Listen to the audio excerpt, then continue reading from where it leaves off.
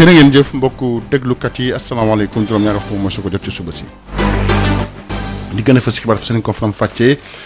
yëf yi nag fasaan na fële ci Touba muy wàllu coronavirus bi kon nag mu am cas communautaire fa la nag jógee ñu jàpp ne nag loolu nag tax na ba ñi nga xam ne ñu ngi ci wàllu paj gi nag oote am ndaje dem nañ ñëw ngeen ci wàllu biir xibaar ni mu gën a yaatoo ba tey ci wàllu xibaar xalif général kulu murid wax na nag na Sénégal yi daal di dimbalante waaye tamit gën a fonk li nga xam ne rek moom mooy dimbalante waaye tamit ñaan ci yàlla su ko defee mu jëlee fi mbas mi ba tey ci wàllu xibaar ci wàllu coronavirus bi ndax dañuy dem ci wàllu confinement kaddu yooyu nag Macky Sall laaj boobu moo ko def nee na kat lii nga xam ne mooy cas communautaire yi nga xam ne xamuñ fu ñu jógee nag su lawee dinañ dem ci wàllu confinement kaddu yooyu nag mu ko rotal démb ginnaaw bi nga xam ne nag nguuru Sénégal mu doon jébbal ay ndimbal ñi nga xam ne nag yëf yi da leen laal na ñëw tamit ci xibaaru bitim réew ak tamit wàllu coronavirus bi di fàttali Amérique nag mooy dëkk bi nga xam ne yëf yi daf koo laal bu baax a baax loolu moo gën a fës ci xibaar Alassane Thioune mu nekk ci wàllu xarala gi. El Hadj Malick Ndiaye. coronavirus bi nag fasaat na fële ca Touba ginnaaw bi amee ak dal nekk na nag ab commerçant boo xam ne marché Ocass la nekk dañ ko testé positif di cas communautaire boo xam ne nag moo jaaxal ña fa dëkkee di situation boo xam ne dafa laaj nag ñu gën a taral li nga xam ne jël nañ ko ci ay wàllu matuwaay docteur Moustapha Dieng Mamadou Dieng ñu déglu ko médecin chef bi ci micro tuuti sëy ndax cas boo xam ne commerçant la di jaayee marché Ocass te moom bi mu feebaree xamul fu mu jëlee feebar bi ñun itam suñuy gëstu xamuñu fan la ko jëlee loolu cas communautaire la te cas communautaire ku nekk xam na ne cas la boo xam ne mën na am wàll na ay nit yoo xam ne gisaguñ leen ba tax ñu toogoon ne fokk ñu waxtaan ci wàllu marché Ocass bi ak wàllu transport yi nga xam ne mooy yóbbu nit ñi marché Ocass nag jafe-jafe bi am ci liggéey bi fii ci Touba li ci ëpp ni marché bi tëdde la du ma ne sax ñi nekk ci marché bi la parce que ñi nekk ci marché bi dañuy daan seen doole njariñ moo leen fa yóbbu lu ñu fay wut te loo xam ne la nangul nañ leen ko waaye liñ mënta nangu nag mooy comportement yi nga xam ne ñu ngi ko fay gis ndax tey jii soo demee ci marché bi day mel ne ñoom yëguñ ne du mën a ñëpp mais bëri na ci ñoo xam ne da ngay jàpp ne sax yëguñ ne feebar bi mu ngi ci dëkk bi te boobu ba léegi ñu ngi ciy wax ba tax nag gouverneur woote ngir ñu waxtaan ci loolu xool nu ñuy jëlee ay tëralin ak ay mesures yoo xam ne su ci ñëpp jaaree wàllu feebar bi dina mën a takk demoon na bay bëgg a jeex waaye bi lii amee dafa mel ne dañuy tàmbaliwaat te tàmbaliwaat bi ñuy tàmbali day wuute ak njëlbeen gi ñu tàmbali woon nga xam ne demoon nañ ba wàllu feebar bi di jeex Touba waaye waxoon nañ nit ñi ne mën na am lu dugg Touba tant que nit ñi bàyyiwuñu lii nga xam ne mooy tere yi nga xam ne tere nañ ba tey ci wàllu ñu des ñu jàpp ne nag am na ay mesures yoo xam ne dinañ ko ci jël ngay binaa bi nga xam ne ndaje mi am na góor gi Mbaye moom mooy gouverneur u Diourbel ñu déglu ko ba tey ci micro tuuti si. ki nga xam ne feebar daf koo dal ñi nga xam ne ñooy njabootam tey jii ci guddi daan leen yóbbu hôtel loolu mooy li nga xam ne moom la gouvernement bi décidé te tam moo gën dañ leen yóbbu ñëpp hôtel muy waa këram yëpp lu mat fukki nit la ñu kër rakkam bi nga xam ne moo ko gënoon a jege tam ñooñu aussi dañ leen di yóbbu bu mat daal buñ ko xaymaa ci tàmbali bi parce que xamuñu fan la ñu jëm ci tàmbali bi mat la ñu mat ñaar fukki nit tey ji hôtel ba la ñuy fanaan ni dañ libéré ñaari kër yi ñu jël leen ak suñu moyen transporter leen ñoo leen di defal lépp bu ñu demee ci hôtel ba ñoo leen di yoreel seen lépp beneen bi mooy transport bi tolérance daal dootuñu ko def li mu mën a yëpp muy xaaj bi ba nga xam ne day féex du am concentration humaine nit ñuy weccoo ay noyyi lépp mën fa am loolu daal dañuy fexe ba suba loolu dootul mën a am dañ ko tere ñi nga xam ne tam dañuy dugg ko génne di dem ci yeneen région yi dugg ko génne ñooñu dugg ak génne bi dem bég ñëw bi mooy waral feebar bi di tasaaroo loolu aussi bañoon nañ ko naam jàpp nañ ay jakarta jàpp nañ ay oto waaye dañuy gën a taxaw pour loolu bañ a am si biir marché bi tam ma dellu si am na ay koñ yoo xam ne moom saa yoo demee day fees teel ay nit lu mel ni maquette bi fu ñuy jaay ay portable ak yooyu à partir de suba yooyu yëpp dañu leen di tas point yooyu yëpp dañu leen di tas ba kenn dootu fa ne ndax sous-préfet jëloon na benn arrêté ne marché yi day tijji 6 heures ba 3 heures waaye après moom mayoon na tolérance sax ba 4 heures waaye loolu dañ ciy dellu si dootul maye tolérance 6 heures 3 heures fu mu jotee cantine yëpp tëj nañ marché bi laali nañ xalif général kulu murid nag digle nañ ñu Sénégal yi daal di dimbalante rawati ñi nga xam ne nag fi da leen laal bu baax a baax ci contexte bi nga xam ne dañu nekk nag ci kollu coronavirus ki yor kàddoom Serigne Bassirou Abdou Khadir Mbacké ñu déglu ko ci micro tuuti sëy nee na kon suñu borom lépp loo xam ne jëme na ko ci ñun rek nañ xam ne loolu génnu ñaar yooyu kon nag lépp loo xam ne yàlla suñu borom teg na ko ci suñu kaw ci nattu nañ ko delloo ci moom ngir xam ne moo waxoon ci alxuraan ne wala nabluwannakum bi shay'in min al xawfi wal juu'i wa naqsin min al amwaali wal anfus wa samaraati wa bashiri sabirin kon mooy lii fi jamono toll tey ndax mooy firfir ju métti wala jamono joo xam ne day mel ne nit ñi dañoo amul duñ lekk ak koom-koom gu wàññiku wala bakkan yu rot loolu lépp nag wala taw bu manqué sax lépp suñu borom ay nattu la yoo xam ne da koy tëj ci nit ñi kon nag bu nattu agsee na ko ñëpp delloo ci yàlla nga xam ne fa arsalna alayhim tuufaana wal jaraada wal xummala wad dafaadi'a wad dama ayatin mufassalaat kon nag sëriñ bi nee na lii xew mi ngi ci masoo bokk jullit di ci masoo bokki taalibe bi di leen fàttaliku di ñaan di leen xamal ne itam li nga xam ne warloo na ko diggam ak boroomam warloo ko ci diggam ak Sëriñ Tuubaa ci di leen ñaan waxtu wu nekk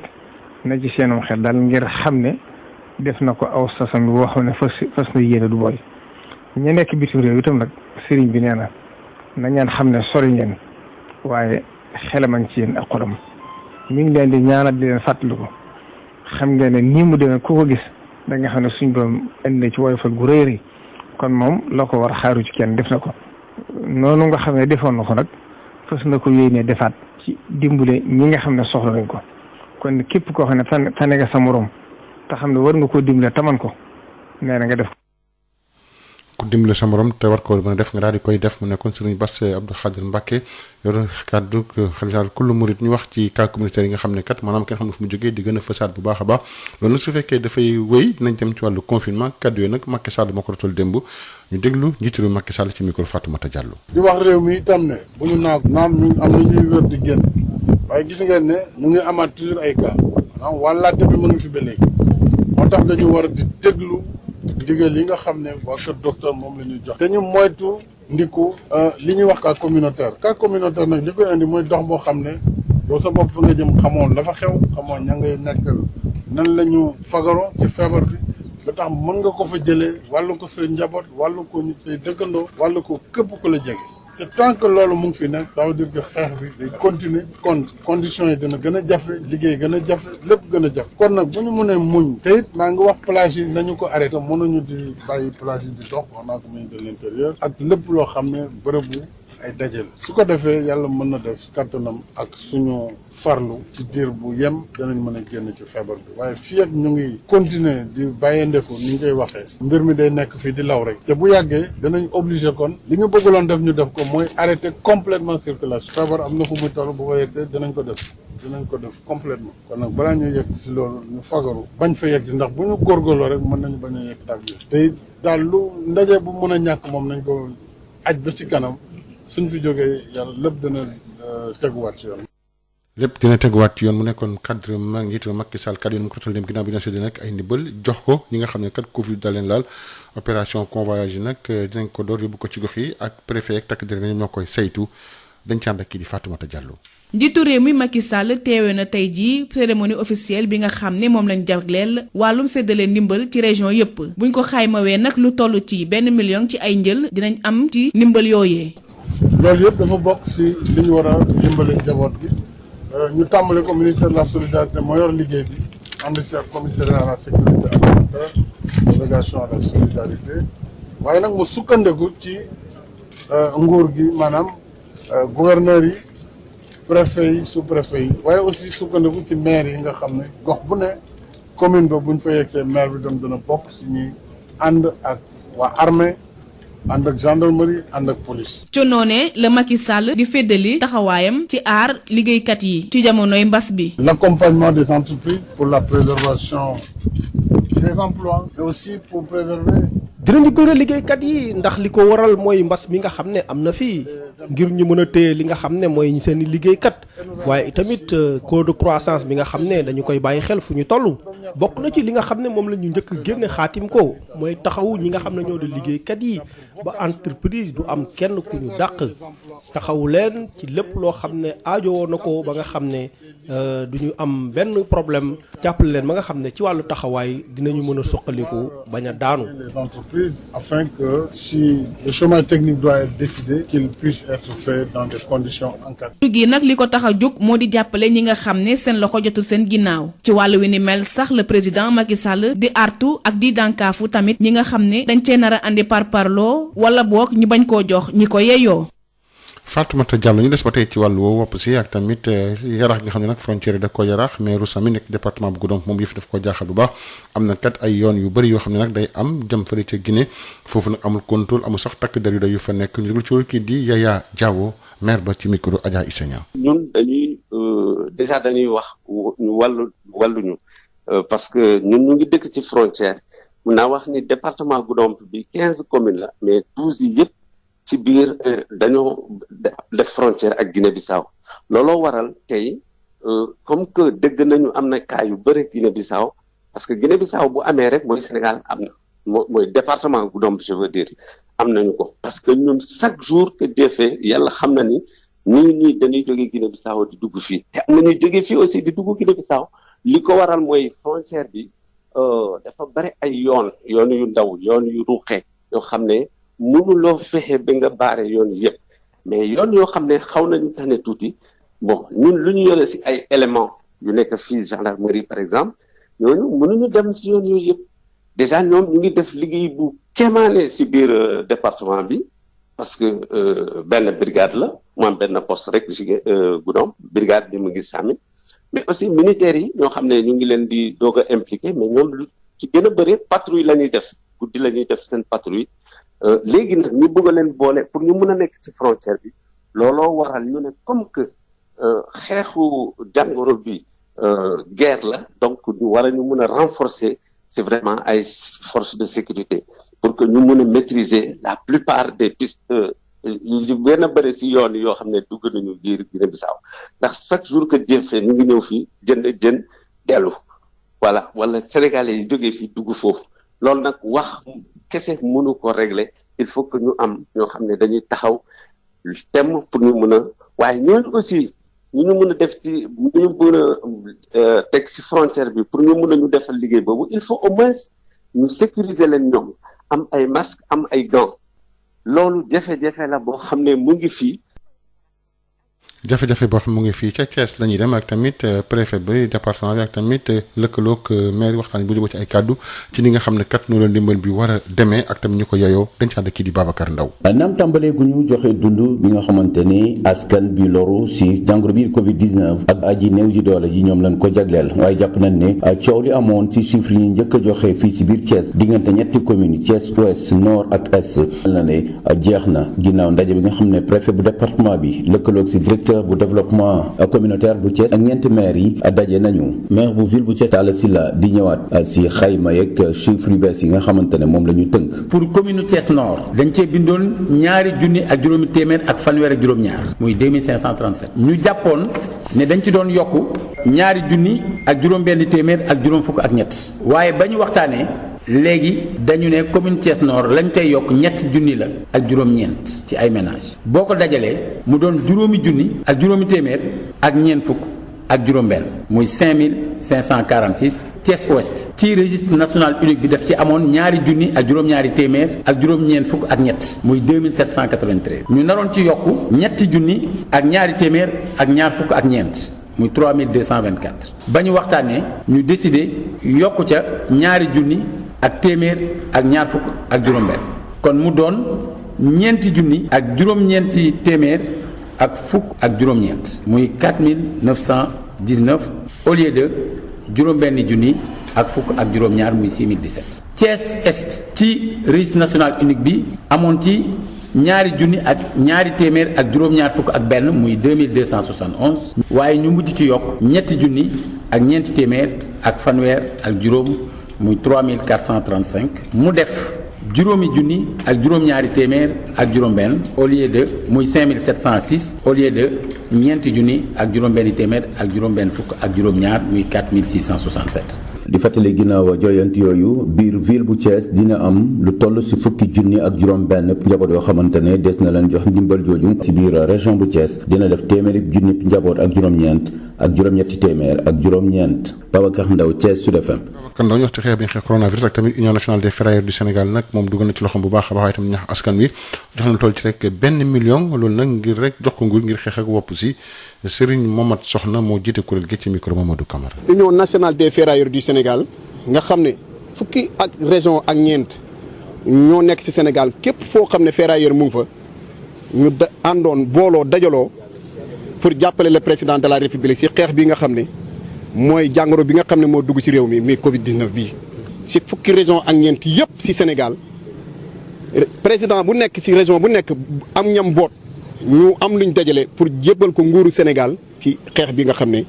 mooy coronavirus bi nga xam ne mooy lëmbee àddina bi. réew mënoo développé te amul wér amul jàmm ñun ñëpp ci war a ànd parce que réew mënta dox sans wér mënta dox sans jàmm kon ñun tamit ñun secteur ferraille ñu xam ne ci réew mi lañ bokk. ñu war a mën a jàppale président Macky Sall ci xeex boobu noonu. raison bu nekk ferrailleurs yi ñu ngi ànd ak président yi ñu ngi ànd ak ferrailleurs di sensibiliser ñëpp pour feebar bi mën fi jógee. ñu wax ci li nga xam ne rek moom mooy wàllu fête beeg tombe beeg wàllu coronavirus bi ku ci nekk nag sa kër nga toog daal di koy defee foofu waaye nag amul lenn loo xam ne nag jëm na ci wàllu ngalax ak yu ni mel dañu ànd ak Josette Kali.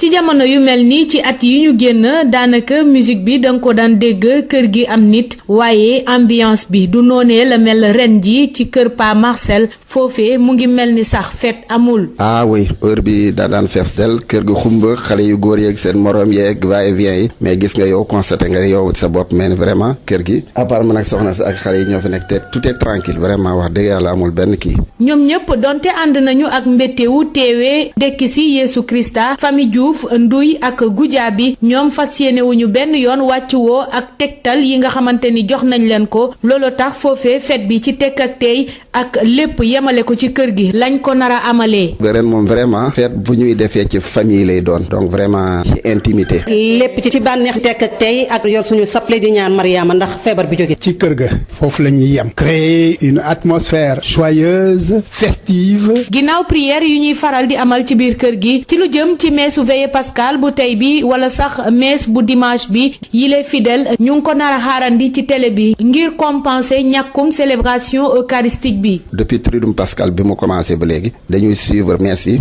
notamment TFM 2STV ak la chaîne catholique KTO waaw noonu rek lañ ko mën a suivre mais à part ça aussi amul beneen possibilité dem feneen. ndax ku woor 40 jours ñaanoon nga yàlla tamit dem fekkee mees mais comme loolu mënul nekk dinañ ko def rek ci bànneex jàkkaarloog télé bi tout dans la joie. contexte bu coronavirus bi ñuy dund tax na ba famille chrétienne yi ñoom dinañu célébrer feetu Pâques yi ci tekk ak tey goo xamante ni dina ànd ak mbettewu fekkee te teewee dekkaliku Christa bi. on est content. alléluia le Christ est ressuscité. ginnaaw nag ba ñu waxee dañuy dakkal lu jëm ci wàllu njàng mi am na ci ndongo yoo xam ne nag commune Dalifort Foirail nag ñoom ñu ngi def rab ay njàmpe gi ne mel dañ ci ànd ak kii mu Ismaïla Marcel Koli. ginnaaw bu ñu dàqalee njàng mi ak njàngale bi ci commune Dalifort Foirail lu ñu fa nemmeeku mooy. gune yu bëri ci jamono yi ñu ngi raab ay njàmpe yu ñuy jaay pour mun a am tuuti xaalis. dama gis sama moroom yi di raab rek ma ne xam jënd caas ma commencé. léegi nag ci laa commencé di ci am ay client di dem di jaayaat.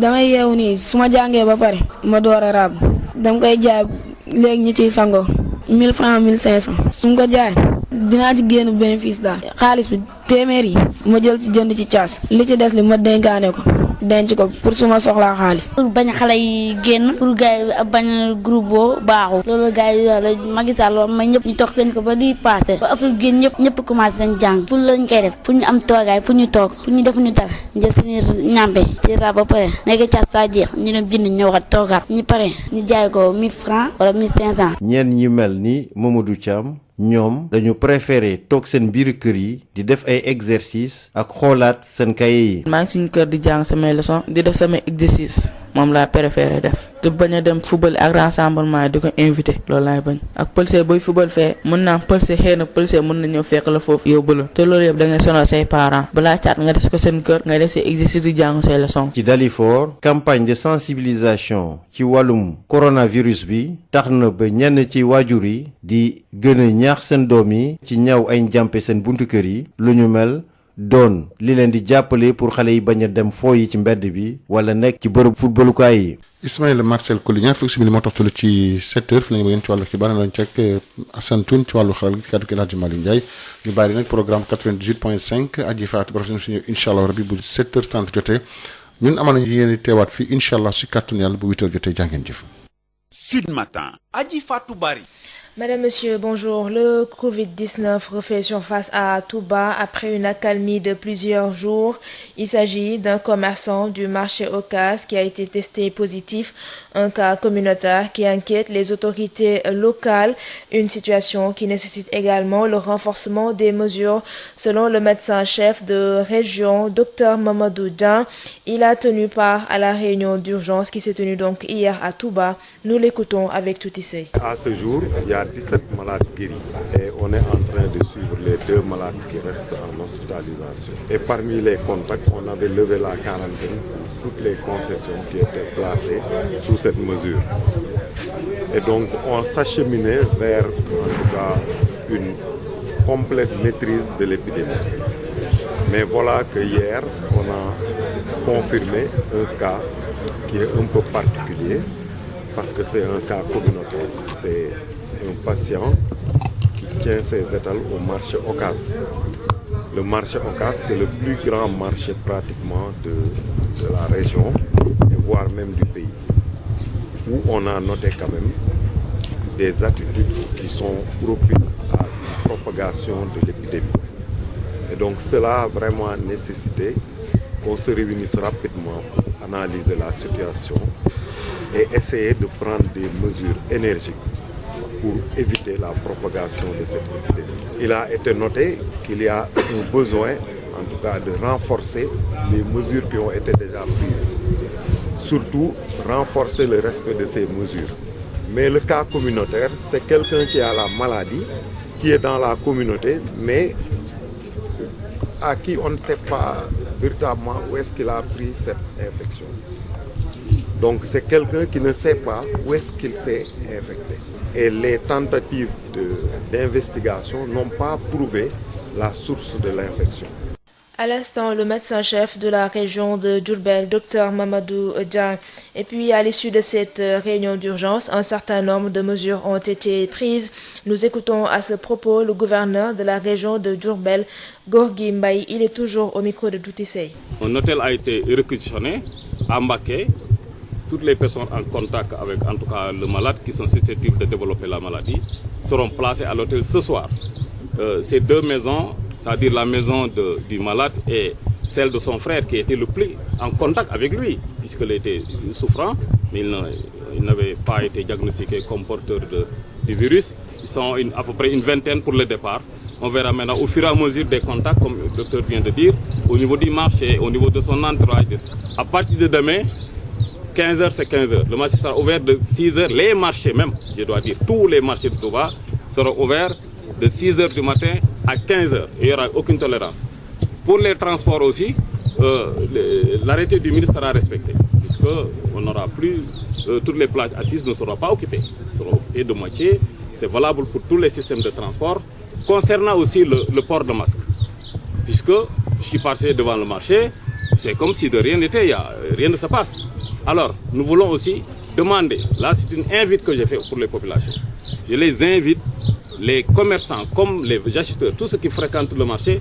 au port de masque durant tout le séjour au niveau du marché.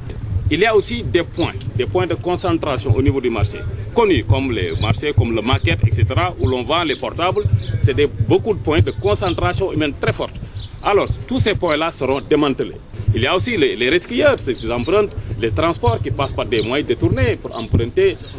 aller à Louga, ailleurs. Nous sommes au courant. On va redoubler de vigilance. La police mettra et la gendarmerie encore beaucoup plus d'éléments, beaucoup plus de surveillance pour éviter ce mouvement pendulaire entre la commune de Touba et les régions limitrophes. À l'instant, le gouverneur de la région de Diourbel, Gorgui Mbaye, le khalife général des Mourides, appelle les Sénégalais à un élan de solidarité pour soutenir les nécessiteux dans ce contexte bien particulier. Par la voix de son porte-parole, il s'est engagé à poursuivre les séances de prière qu'il a toujours tenues pour une issue heureuse. Et puis, avec 18 cas positifs au coronavirus, Louga est dans le viseur des autorités. Et pour freiner la propagation dangereuse de la maladie dans cette ville, le préfet Mamadou Khouma annonce une série de mesures parmi lesquelles le désencombrement des marché, le port de masques et de gants obligatoire pour les chauffeurs, les conducteurs de 2 roues et les cochers, mais également l'éradication de tous les garages automobiles clandestins ainsi que des lieux de stationnement des taxis clando et Jakarta. Autre mesure annoncée, c'est que tous ceux qui vendent par terre ou qui tiennent des étals sur les artères de la ville seront transférés au stade Wattel, une opération prévue dès demain lundi. Et puis direction Sédhiou où il y a une bonne nouvelle. La dame originaire de la Guinée-Bissau qui a été mise en confinement à Simbandi Balante et ayant fait l'objet de prélèvements est testée négative au coronavirus. Toutefois, le maire Famara Kalber Mané met en garde les jeunes conducteurs de moto Jakarta contre toute propagation, toute propension de transport clandestin de part et d'autre de la frontière avec la Guinée-Bissau. Ces propos sont ici recueillis par Moussa Dramé. Mercredi 8 avril 2020, une dame en provenance de la Guinée-Bissau qui a d'ailleurs franchi la frontière par des pistes sinueuses là. Donc quand elle est arrivée à Simbandi Balante, elle était au poste de santé. Elle toussait, elle avait de la fièvre. Donc finalement, la sœur l'a amenée donc à la maternité. Et lors de la consultation, on s'est rendu compte vraiment que ça n'allait pas du tout quoi. Finalement, on l'a retournée à la maternité. Et avec une seule femme qui était là-bas et qui devait terminer son séjour, nous l'avons libérée. Et comme elle était en contact avec les sages-femmes et la matrone, nous les avons tous confinés dans la maternité. Et le lendemain, le médecin-chef du district sanitaire de Goudomp était venu avec son équipe faire le prélèvement qui a été donc envoyé directement à Kolda. Il s'est avéré finalement quand les résultats étaient venus ce jeudi, donc la femme est testée négative. Nous en appelons donc à la vigilance et nous invitons en tout cas la cette jeunesse consciente à ne pas vraiment s'adonner à transporter des gens qui viennent de la Guinée-Bissau parce que les contaminations peuvent venir de part et d'autre. C'est pourquoi nous invitons en tout cas les propriétaires de moto Jakarta à ne pas s'aventurer à la frontière. Vraiment, nous leur demandons très solennellement de ne pas aller à la frontière parce qu'aujourd'hui, les autorités ont pris des mesures en tout cas pour protéger les populations d'ici. C'est pourquoi nous les invitons à respecter les circulaires et les décrets et tout ce qu'il y a autour donc de ça pour protéger la population au respect des normes établies par l'État. C'était donc Famara Kalber Mané. Et puis, riposte contre la propagation du Covid-19, le maire de Djaroumé invite les chefs de village de sa collectivité territoriale à identifier et au besoin soumettre à un contrôle sanitaire toute personne étrangère ou ayant séjourné longtemps hors du village. Karfa Samaté, qui a également procédé à la remise de produits d'hygiène, engage les jeunes et les femmes au combat dans la prévention contre cette pandémie. Moussa Dramé. À l'exemple de toutes les collectivités territoriales du Sénégal, celle de Djaroumé dans le département de Bounkiling a aussi procédé hier à la remise des produits d'hygiène aux 45 villages qui composent la commune. L'objectif est unique, prévenir toute contamination au Covid-19. Outre les mesures barrières pratiques, le maire de Djaroumé, Karfa Samaté, invite les chefs de village à l'identification de toute personne de retour au bercail, fût-il un natif de la localité après une longue absence. Les chefs de village doivent vraiment être vigilants quand ils voient quelqu'un, même si c'est un natif du village, mais qu'il a bougé, a fait un an, un mois, il est revenu dans le village, il ne faut pas qu'il se taise là-dessus. Son devoir le plus qui c'est d'informer les autorités. C'est pas parce qu'il est porteur de ce nom, mais pour être à l'abri, il les informer. La jeunesse doit jouer un rôle prépondérant, remercier et féliciter la présence de la société civile. Au nom des jeunes, Amadou Bamba Sidi, le président du conseil communal de la jeunesse de Djaroumé, exhorte ses camarades jeunes, filles comme garçons, à observer avec rigueur les consignes de sécurité sanitaire. Nous lançons cet appel à cette jeunesse d'être vigilant et d'être prêt sur terrain. Une fois que ces matériels arrivent, qu'ils se mobilisent vraiment de les mettre sur tous les coins du village afin que toute personne qui passe puisse se laver ses mains afin que nous puissions se protéger de cette maladie. Le maire de Djaroumé, Karfa Samaté, a réaffirmé toute sa disponibilité et son engagement sans faille à accompagner ses concitoyens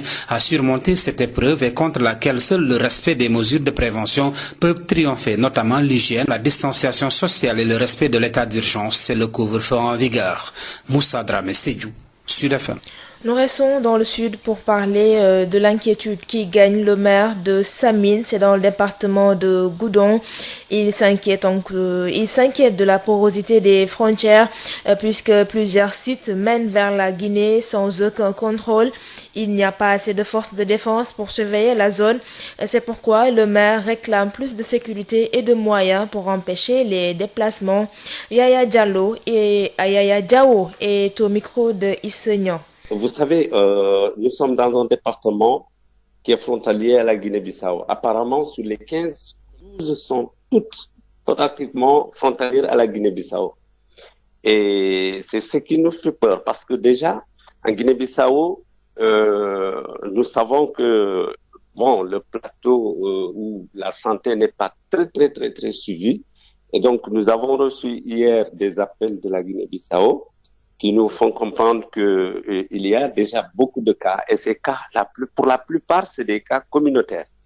Et c'est ce qui fait que nous avons vraiment des inquiétudes.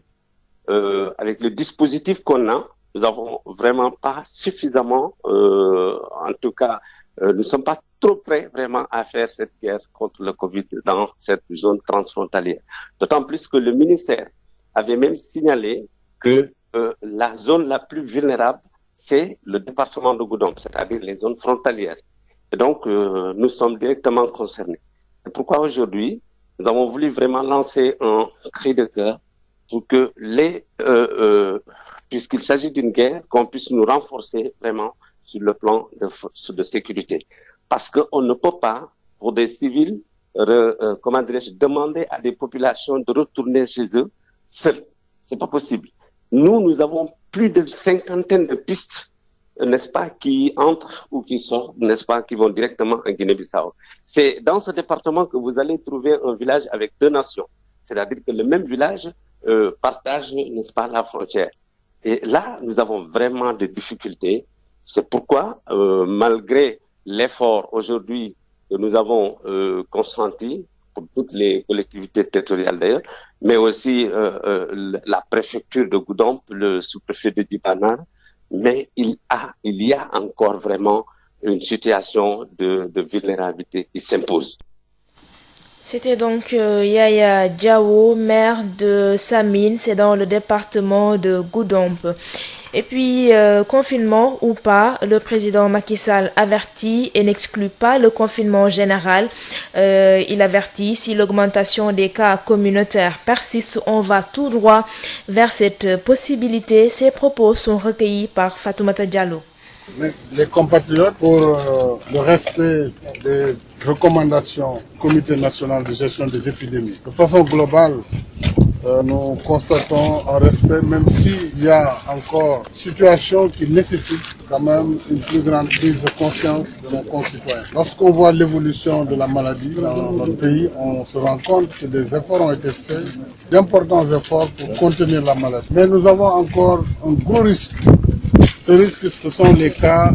communautaires. Ce sont des cas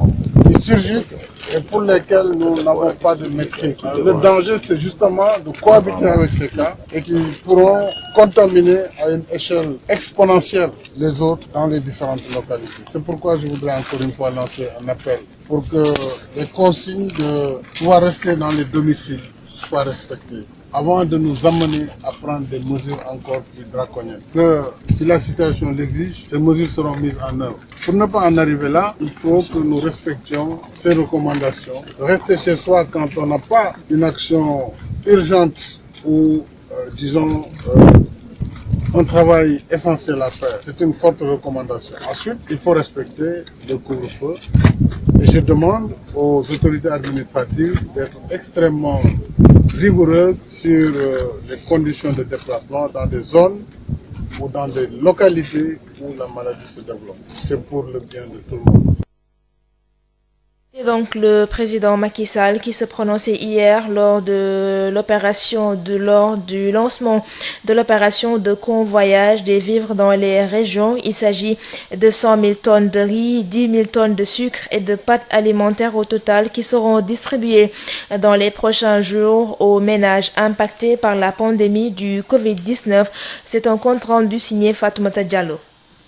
Le chef de l'État a présidé la cérémonie officielle pour les opérations de convoyance des vivres dans les régions. Au total, 1 million de ménages seront concernés, soutient-il. Puisque pour la première fois, notre pays va devoir organiser une opération de distribution de plus de 100 000 tonnes, par exemple de céréales, de riz, 100 000 tonnes de riz, pour 1 million de ménages. Pour le sucre, c'est 10 000 tonnes. Pour les pâtes alimentaires, c'est 10 000 tonnes. Pour l'huile, c'est idem, quasiment le même volume et plus de 1 million de packs de savon qui vont être distribués jusque dans les villages les plus reculés. Donc c'est une association de l'administration, de la société civile, puisque les organisations à la base vont participer dans la sélection du quota additionnel qu'on va au-delà du quota qui était généralement consacré à l'aide alimentaire, qui se situait autour de 586 000 familles, donc ménages. Nous allons aller à 1 million de ménages. Donc c'est une grande opération. Tout de même, Macky Sall réitère sa volonté de préserver les emplois en cette période de pandémie du Covid-19. L'accompagnement des entreprises pour la préservation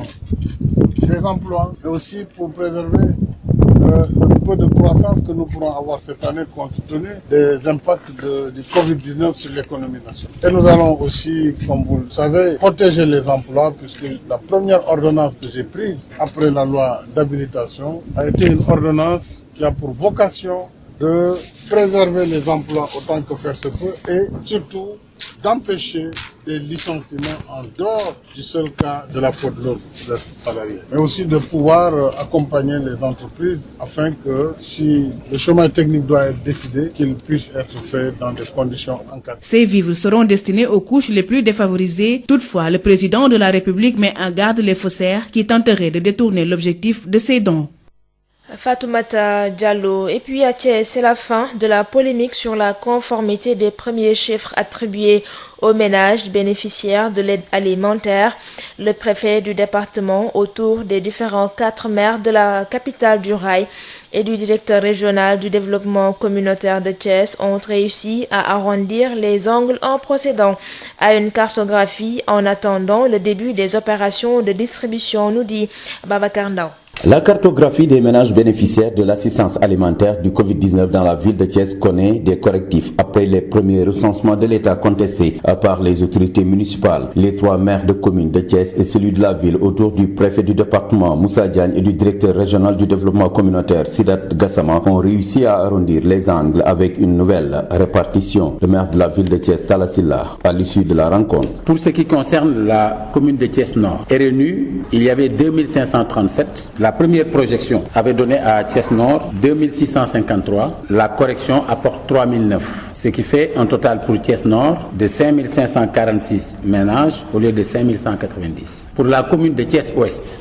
RNU c'était 2793. La première proposition de projection c'était 3224 et avec la correction nous nous sommes entendus sur 2126. Ce qui fait pour la commune de Thiès Ouest 4919 au lieu de 6017. Pour la commune de Thiès Est, RNU c'était 2271. La première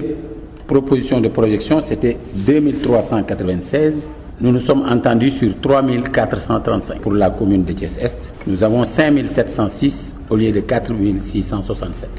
Des premières corrections faites, soit un total de 16 171 ménages retenus dans la ville de Thiès sur les 37 821 ménages vulnérables retenus dans le département de Thiès. Rappelez que la région de Thiès, d'après le premier recensement, est à 109 809 ménages éligibles à l'assistance alimentaire dans le cadre du programme d'appui à la résilience des ménages pour faire face aux conséquences socio-économiques du Covid-19. Babacar Ndao, Thiès Sud FM. Tout dans la tranquillité, l'intimité et la simplicité. C'est ainsi que la communauté chrétienne va passer la fête de Pâques, une situation due à la pandémie du coronavirus. Vous aurez dans le journal en Wolof le reportage de Josette Kali. Tout de suite, le Wolof, c'est avec vous, El Hadj Malick Ndiaye. Sud FM. Il est 8h.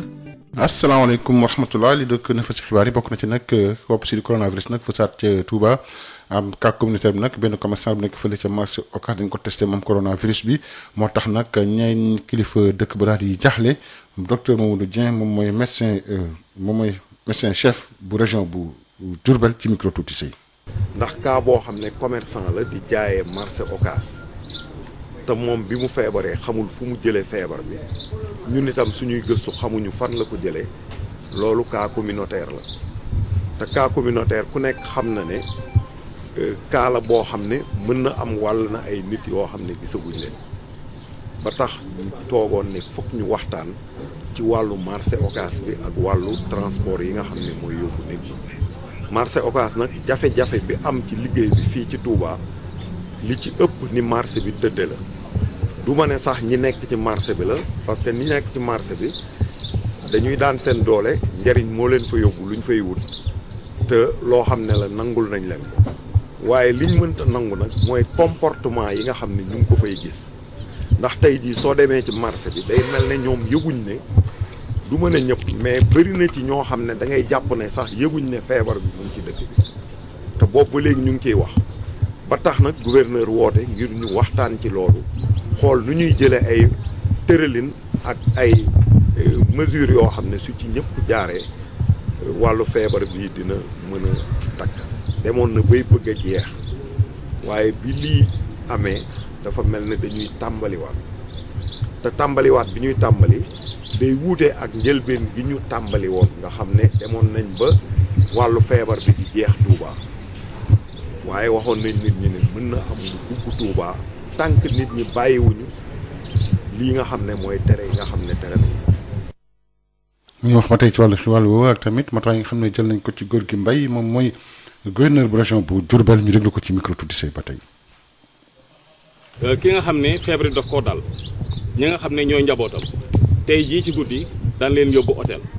loolu mooy li nga xam ne moom la gouvernement bi décidé te tam moo gën dañ leen yóbbu ñëpp hôtel muy waa këram yëpp lu mat fukki nit la ñu kër rakkam bi nga xam ne moo ko gënoon a jege tam ñooñu aussi dañ leen di yóbbu lu mat daal buñ ko xaymaa ci tàmbali bi parce que xamuñu fan la ñu jëm ci tàmbali bi mat la ñu mat ñaar fukki nit tey jii hôtel ba la ñuy fanaan ni dañ libéré ñaari kër yi ñu jël leen ak suñu moyen transporter leen ñoo leen di defal lépp bu ñu demee ci hôtel ba ñoo leen di yoreel seen lépp beneen bi mooy transport bi tolérance daal dootuñu ko def li mu mën a yëpp muy xaaj bi fu nga xam ne day féex du am concentration humaine nit ñuy weccoo ay noyyi lépp mën fa am loolu daal dañuy fexe ba suba loolu dootul mën a am dañ ko tere ñi nga xam ne tam dañuy dugg ko génne di dem ci yeneen région yi dugg ko génne ñooñu dugg ak génne bi dem beeg ñëw bi mooy waral feebar bi di tasaaroo loolu aussi bañoon nañ ko naam jàpp nañ ay jakarta jàpp nañ ay oto waaye dañuy gën a taxaw pour loolu bañ a am si biir marché bi tam ma dellu si am na ay koñ yoo xam ne moom saa yoo demee day fees teel ay nit lu mel ni maquette bi fu ñuy jaay ay portable ak yooyu à partir de suba yooyu yëpp dañ leen di tas point yooyu yëpp dañ leen di tas ba kenn dootu fa nekk ndax sous préfet jëloon na benn arrêté ne marché yi day tijji 6 heures ba 3 heures waaye après moom mayoon na tolérance sax ba 4 heures waaye loolu dañ ci dellu si dootul maye tolérance 6 heures 3 heures fu mu jotee cantine yëpp tëj nañ marché bi laali nañ ñu wax ba tey ci wàllu woowu ak tamit xam naa kullu murid Sëriñ Mountakha Bassirou Mbacké wax nag ne Sénégal yëpp ku nekk dimbale ku ñu ko mën dimbale nga xam ne ñoo néew doole ñu déglu ci loolu Sëriñ Bass Abdou Khadre Mbacké mu yor kàddoom ci micro tuuti sëy nee na kon suñu borom lépp loo xam ne jëmee na ko ci ñun rek nañ xam ne loolu génnu ñaar yooyu kon nag lépp loo xam ne yàlla suñu borom teg na ko ci suñu kaw ci nattu nañ ko delloo ci moom ngir xam ne moo waxoon ci alxuraan ne wala nabluwannakum bi shay'in min al xawfi wal juu'i wa naqsin min al amwaali wal anfus wa thamaraati wa bashiri sabirin kon mooy lii fii jamono toll tey ndax mooy firfir ju métti wala jamono joo xam ne day mel ne nit ñi dañoo amul duñ lekk ak koom-koom gu wàññiku wala bakkan yu rot loolu lépp nag wala taw bu manqué sax lépp suñ borom ay nattu la yoo xam ne da koy tëj ci nit ñi kon nag bu nattu agsee na ko ñëpp delloo ci yàlla ngir xam ne fa arsalna alayhim tuufaana wal jaraada wal xummala wad dafaadi'a wad dama ayatin mufassalaat kon nag sëriñ bi nee na lii xew mi ngi ci masoo bokk jullit di ci masoo bokki taalibe bi di leen fàttaliku di ñaan di leen xamal ne itam li nga xam ne warloo na ko diggam ak boroomam warloo ko ci diggam ak Sëriñ Tuubaa ci di leen ñaan waxtu wu nekk na ci seenum xel daal ngir xam ne def na ko aw sasam bi boo xam ne fas na yéene du boy ñu nekk bitim réew itam nag sëriñ bi nee na ngeen xam ne sori ngeen waaye xelam a ngi ci yéen ak xolam mi ngi leen di ñaanal di leen fàttaliku xam ngeen ne nii mu demee ku ko gis da nga xam ne suñ borom indi na ci woyofal gu rëy rëy kon moom la ko war xaaru ci kenn def na ko noonu nga xam ne defoon na ko nag fas na ko yéenee defaat ci dimbale ñi nga xam ne soxla nañ ko kon képp koo xam ne tane nga sa morom te xam ne war nga koo dimbale taman ko nee na nga def ko. nee na nga def ko xibaar bu neex nag ca Sédhiou ki nga soxla si nga xam ne nag dafa fekk baax ci Guinée Bissau moom nekkoon confinement testé nañ ko dara jotu ko déglu ci loolu rek kii di maire ba di nekk ca gox boobu di Famara Kalber Mané ci micro kii di Moussa Dramé. ci mercredi 8 avril. di poste de santé pour maternité si Bandibana tey nañ fa benn jigéen kooku Guinée Bissau la jógee alors bu mu ñëwee def consultation bi seet nañ ne am na fièvre aussi mu ngi sakkat boo xamante ne niroon ak koo xamante ne dafa am feebar boobu finalement sage-femme bu fa nekk la mu avisé ICP bi ñëw ñu daal di ko téye foofu téye nañ foofu sage-femme bi ak matron ñi fa nekk yëpp dañ leen téye foofu pour ñu bañ a génn donc bu ñuy informer médecin chef bi jël na ay dispositions le jeudi bi mu ñëw ak équipe am jël prélèvement bi ñu daal di ko yóbbu Kolda bu prélèvement bi ñëwee le lendemain mooy jeudi soir bi la ñuy jotoon nouvelle boobu que jigéen bi dafa testé négatif donc maanaam amul jàngoro boobu. léegi maa ngi lancé appel yi ci suñu mbokk sama frères yi suñu mbokk yi ñu yore Jakarta. vraiment ñu góorgóorlu bu baax dëgg autorités yi mesures yi jël nañ ko respecté bu baax a baax frontière bi tëj nañ ko vraiment ku jógee Guinée Bissau nan la mën a dugg ci réew mi loolu moom vraiment dafay jaaxal ñëpp quoi moo tax vraiment ñu ngi leen di averti di leen vraiment di lancer appel ci ñoom pour ñu bañ a dugg ci yooyu parce que instant bu ñu nekk pays bi dafa nekk je peux même dire en guerre donc guerre boo xamante ne ki ngay xel doo ko gis matukaay nguur si jël matukaay boo xam autorité préfet ak gouverneur jël nañ ko vraiment nañ ko respecté frontière bi tëj nañ ko nañu respecté vraiment fermeture frontière bi képp koo xamante ne dañ lay jàpp dañ lay yóbbu ci yoon loolu moom vraiment maa ngi lancé appel jeunes yi ñu yore Jakarta ñu bañ a dugal feebar bi fii. di wax ne nag xeex ak Covid 19 bi maire bu Diaroumé wax ne nag chef de village yi moom ak collectivité territoriale yi ñu nag xool li ñu soxla daal di ko nag jox ñi nga xam ne rek moom moo yëngu ci wàllu woowu noonu Carafas Samaté bi nga xam ne nag jox na ay xeetu ndimbal démb ñi nga xam ne dañoo di jigéen ñi ak ndaw ñu ngir xeex Covid 19 bi Moussa Dramé lañ ci àndal. comme niñ ko nemmeeku ci jamono ji ci commune yu bëri ci Sénégal commune Diaroumé féetewoo ci département Bounkiling naka démb am na it ay jumtukaay ñeel wàllu set ak setal bi mu jébbal lu toll ci ñeenti fukk dëkkaan ak juróom yu tënk commune am liñ ci mbëbët leen ne dong la fexe ba aar mbas mi lay di Covid 19 lu wees sut set ak setal ki di Carafas Samaté nekk maire Diaroumé dafa soññ borom dëkk yi di chef de village yi ñu fexe nag ba xamle buur ñenn ñoo xam ne dafa yàggoon jamono ju ñu génnoon dëkk bi ñu daal di dellu soit seen barab dëkkuwaay yi ngir ñu mën a nemmeeku seen i mbir. ay eau de javel saabu madar ak so pour vraiment dimbale population mu ñu leen aar ci feebar bi. ci ginnaaw tuuti suñu sous-préfet def na lu mel nii tey commune Diaroumé oote bajenu gox yi représentante des femmes chef de village yi société civile quelques conseils jamono bu ñu nekk nii ku nekk war na fagaru chef de village ku ne boo gisee gan sa dëkk même su fekkante ne foofu la judd waaye dafa tukki woon ay weer ñëwul bu ñëwee da nga war a oo sous-préfet maire di wala docteur bu ngi seen gox nga oo ko mu ñëw seet ko moo gën a wóor. ci turu ndaw yi ki di Amadou Bamba Seydi nekk ki jiite conseil communal de la jeunesse de Diaroumé dafa soññu ndaw yi moo xam xale yu jigéen ak góor yi ñu fexe ba gën a bàyyi xel ci lépp loo xam ne si moo leen war ngir aar wax bi lay naka noonu it Marie Touré ñu gën xam ci Tabo moom it di bajenu gox addu ci turu jigéen yi daf leen gën a soññ ñu gën a bàyyi xel ci lépp loo xam ne si dafa jëmee ci set ak setal. raxasu moo ñuy aar mu ne bu ñu raxasoo xëy na ñu aar ñu ci feebar bi parce que feebar doo xaar ba mu jàppala nga doog a faju ne nañu góorgóorlu bu baax ñu raxasu dañuy wut lu ñu raxasoo doo amul siyo mën nga ut bidon ñu bëri bidon la ñu amee surtout xale yi feebar bi yal na ci yàlla teg loxoom yal nañu yàlla aar. maire commune Diaroumé di Carafas Samaté dafa fédéluwaat taxawaayam ngir wéy di gën a jàppale askan wi fekk baax ci Diaroumé waaye it nee na it lenn rek mooy tax ñu mucc moo dina rek fexe ba bàyyi xel ci wàllu set ak setal waaye tamit sàmmoon teg lu yoon wax moo aju ci wàllu état d'urgence ak couvre-feu ngir it wopp bi la it bañ a law ki doon jokkoo ak yéen Sédhiou Moussa Dramé pour Sud FM. Moussa Dramé ñu wax tamit ci Yarax nga am frontière da ko Yarax maire yi Samy nag nekk département bu Goudomp moom dafa jaaxle ndaxte kat am na yoon yu bëri yoo xam dafay dem fële ca Guinée ñu fay jóge dem ak di ko ne daal di gën a fës foofu nag amul contrôle takk dee teewuñ foofu bu bëree bëri Yaya Diawo maire ba ci micro Adja Isegna. ñun dañuy déjà dañuy wax ñu wàlluñu parce que ñun ñu ngi dëkk ci frontière mun naa wax ni département Goudomp bi 15 communes la mais 12 yi yëpp ci biir dañoo def frontière ak Guinée-Bissau looloo waral tey comme que dégg nañu am na cas yu bëri Guinée-Bissau parce que Guinée-Bissau bu amee rek mooy Sénégal am na mooy département Goudomp je veux dire am nañu ko parce que ñun chaque jour que defee yàlla xam na ni nii dañuy jógee Guinée-Bissau di dugg fii te am na ñuy jógee fii aussi di dugg Guinée-Bissau li ko waral mooy frontière bi dafa bari ay yoon yu ndaw yoon yu ruuxee yoo xam ne mënuloo fexe ba nga baare yoon yëpp mais yoon yoo xam ne xaw nañu tane tuuti bon ñun lu ñu yore si ay éléments yu nekk fii gendarmerie par exemple ñooñu mënuñu dem si yoon yooyu yëpp déjà ñoom ñu ngi def liggéey bu kéemaane si biir département bi parce que benn brigade la mu am benn poste rek si Goudomp brigade bi mu ngi sàmmi mais aussi militaires yi ñoo xam ne ñu ngi leen di doog a impliqué mais ñoom lu ci gën a bëri patrouille la ñuy def guddi la ñuy def seen patrouille léegi nag ñu bëgg a leen boole pour ñu mun a nekk ci frontière bi looloo waral ñu ne comme que xeexu jàngoro bi guerre la donc ñu war a ñu mun a renforcer c'est vraiment ay forces de sécurité pour que ñu mun a maîtriser la plupart des pistes yu gën a bëri si yoon yoo xam ne dugg nañu biir Guinée-Bissau ndax chaque jour que jën fee ñu ngi ñëw fii jën dellu voilà wala sénégalais yi jógee fii dugg foofu loolu nag wax kese mënu ko régler il faut que ñu am ñoo xam ne dañuy taxaw temm pour ñu mën a waaye ñooñu aussi ñu mën a def ci ñu mën a teg si frontière bi pour ñu mën a ñu defal liggéey boobu il faut au moins ñu sécuriser leen ñoom am ay masques am ay gants loolu jafe-jafe la boo xam ne mu ngi fii.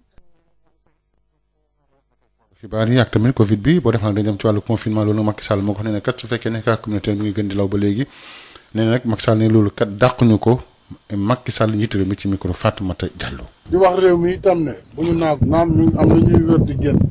waaye gis ngeen ne ñu ngi amaat toujours ay cas maanaam wàllaate bi mu ngi fi ba léegi moo tax dañu war di déglu ndigal yi nga xam ne waa kër docteur moom la ñuy jox. te ñu moytu ndiku li ñuy wax cas communautaire nag li koy indi mooy dox boo xam ne yow sa bopp fa nga jëm xamoon la fa xew xamoon ña ngay nekkal nan la ñu fagaro ci feebar bi ba tax mën nga ko fa jëlee wàllu ko say njaboot wàllu ko say dëkkandoo wàllu ko képp ku la jege. te tant que loolu mu ngi fi nag ça veut dire que xeex bi day continuer kon conditions yi dina gën a jafe liggéey gën a jafe lépp gën a jafe kon nag bu ñu mënee muñ te it maa ngi wax plage yi nañu ko arrêté mënuñu di bàyyi plage yi di dox wax naa ko ministre de l'intérieur ak lépp loo xam ne bërëbu ay dajal su ko defee yàlla mën na def kattanam ak suñu farlu ci diir bu yem danañ mën a génn ci feebar bi waaye fii ak ñu ngi continuer di bàyyandeku ni ñu koy waxee mbir mi day nekk fii di law rek te bu yàggee danañ obligé kon li ñu bëgguloon def ñu def ko mooy arrêter complètement circulation feebar am na fu muy toll bu ko yegsee dinañ ko def complètement kon nag balaa ñuy yegg si loolu ñu fagaru bañ fa yegg si ndax bu ñu góorgóorloo rek mën nañu bañ a yegg tàgg te daal lu ndaje bu mën a ñàkk moom nañ ko aj ba ci kanam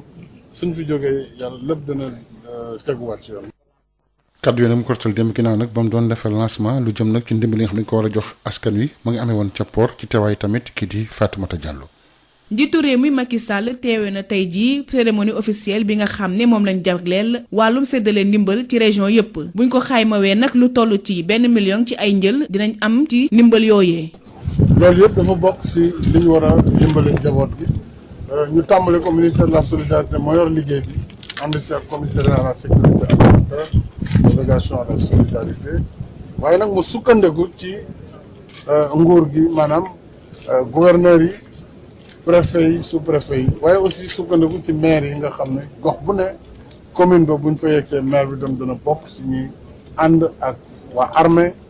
ànd ak gendarmerie ànd ak police. ci noonee la Macky Sall di feddali taxawaayam ci aar liggéeykat yi ci jamonoy mbas bi. l'accompagnement des entreprises pour la préservation des emplois mais aussi pour préserver. dinañu gunge liggéeykat yi ndax li ko waral mooy mbas mi nga xam ne am na fii ngir ñu mën a téye li nga xam ne mooy seen i liggéeykat waaye tamit taux de croissance bi nga xam ne dañu koy bàyyi xel fu ñu toll bokk na ci li nga xam ne moom la ñu njëkk génne xaatim ko mooy taxawu ñi nga xam ne ñoo di liggéeykat yi ba entreprise du am kenn ku ñu dàq taxawu leen ci lépp loo xam ne aajowoo na ko ba nga xam ne du ñu am benn problème jàppale leen ba nga xam ne ci wàllu taxawaay dinañu mën a suqaliku bañ a daanu. Afin que si le chômage technique doit être décidé qu'il puisse être fait dans des conditions encadrées. gi nag li ko tax a jóg moo di jàppale ñi nga xam ne seen loxo jotul seen ginnaaw ci wàllu wi ni mel sax le président Macky Sall di artu ak di dànkaafu tamit ñi nga xam ne dañ cee nar a andi parparloo wala boog ñu bañ koo jox ñi ko yeyoo. ba tey ci wàllu la ñu des tamit ca département ca Thiès nag préfet département moom. waxtaan nag maire ñeent communes yi foofu noonu ngir nag ndimbal li jëm foofu naka lañ ko war a mën a séddalee dañ ci ànd ak kii di Babacar Ndaw naam tàmbalee gu ñu joxe dund bi nga xamante ni askan bi loru si jàngoro bi Covid-19 ak aji néew ji doole ji ñoom lañ ko jagleel waaye jàpp nañ ne coow li amoon ci chiffre yi njëkk a joxe fii si biir Thiès diggante ñetti commune Thiès ouest nord ak est mel na ne jeex na ginnaaw ndaje bi nga xam ne préfet bu département bi lëkkaloog si directeur bu développement communautaire bu Thiès ak ñeenti maire yi daje nañu maire bu ville bu Thiès Talla Sylla di ñëwaat si xayma yeeg chiffre yu bees yi nga xamante ne moom la ñu tënk. pour commune Thiès nord dañ cee bindoon ñaari junni ak juróomi téeméer ak fanweer ak juróom-ñaar muy 2537 ñu jàppoon ne dañ ci doon yokku ñaari junni ak juróom-benn téeméer ak juróom fukk ak ñett waaye ba ñu waxtaanee léegi dañu ne commune Thiès nord lañ koy yokk ñetti junni la ak juróom-ñeent ci ay ménages boo ko dajalee mu doon juróomi junni ak juróomi téeméer ak ñeent fukk ak juróom-benn muy 5546 Thiès ouest ci registre national unique bi daf ci amoon ñaari junni ak juróom-ñaari téeméer ak juróom-ñeent fukk ak ñett muy 2793 ñu naroon ci yokku ñetti junni ak ñaari téeméer ak ñaar fukk ak ñeent muy 3224 ba ñu waxtaanee ñu décidé yokku ca ñaari junni ak téeméer ak ñaar fukk ak juróom-benn kon mu doon ñeenti junni ak juróom-ñeenti téeméer ak fukk ak juróom-ñeent muy 4919 au lieu de